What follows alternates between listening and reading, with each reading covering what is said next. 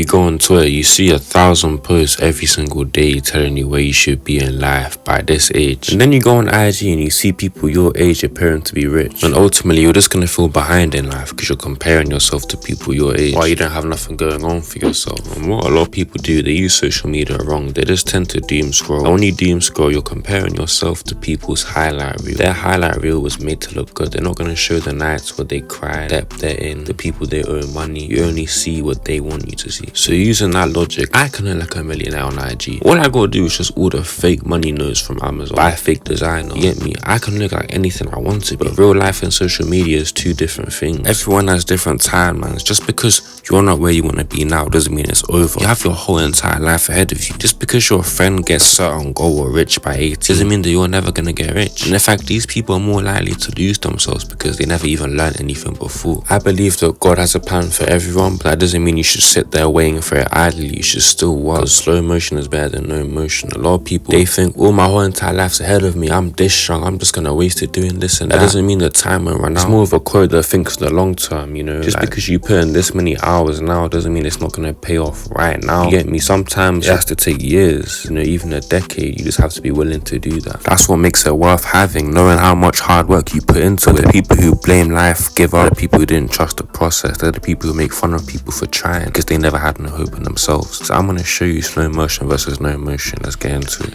When you see J. Cole, you think about the success, but you don't actually appreciate the story. Before he had any fame, he was a dead broke college student sitting in his dorm all day learning how to make beats on an old machine. He was trying to be a rapper months behind on rent while his friends were all mocking him. See, the thing is, most people would fold under that type of pressure. They would look at their life at 20 or 21, a young age like that, feel like they're a failure and just quit. But he had a vision that no one else saw. He believed in himself. J. Cole literally stood outside Jay-Z's office building trying to hand him a CD of his music. You gotta ignore, he tried for years, man. He didn't blow off of a 15-second viral video. He was the viral video. He spent like 5 years underground getting rejected, this, that, and never quit. He stayed true to his word. He put that work in. He didn't use nothing as excuses. And the thing is, you could be the same as him, but you can't be half-hearted. You gotta go all in or it's never gonna work. It just goes to show, it doesn't matter who you are. If you really want something, you can get it. It doesn't matter who the fuck you are, how ugly you are, what content you make. If you really want it and if you put your effort into it, nothing can stop you. And Cole said it best himself in the interview. When you try to chase fast trends and fit into what everyone else is doing, you stray away from your own path. Roddy Ricch, a couple years ago, he blew up fast, but he fell off even faster. If you're not built for the lifestyle, you can lose it just as fast as when you came up. When you rely on your talent and you don't evolve, you're bound to fall off, bro. The momentum just stops. If you're rushing to get to the finish line, you might actually miss the part where you learn how to run, bro. Fast success feels good for a second, but slow motion is what actually keeps you in the game for a lifetime, bro. So I'm gonna tell you this one more time. Don't look at other people and get demotivated, because these people, they just make it look good. You don't know what's going on behind the scenes, bro. Anything you can focus on is yourself. Take the J. Cole story as motivation. If he can do it, you can do it. So I'm sure many of you, if you're watching this video, you're not broke. You have a desk, you have shit you can be grateful for. Use that shit to your advantage, bro. The whole world for decades was smoking cigarettes. There wasn't anybody loudly saying like, that's gonna kill you. And about, you probably shouldn't do that. It took a long time for somebody to realize how harmful this was. We're in a generation where our entertainers, our basketball players, nobody's there to be like, don't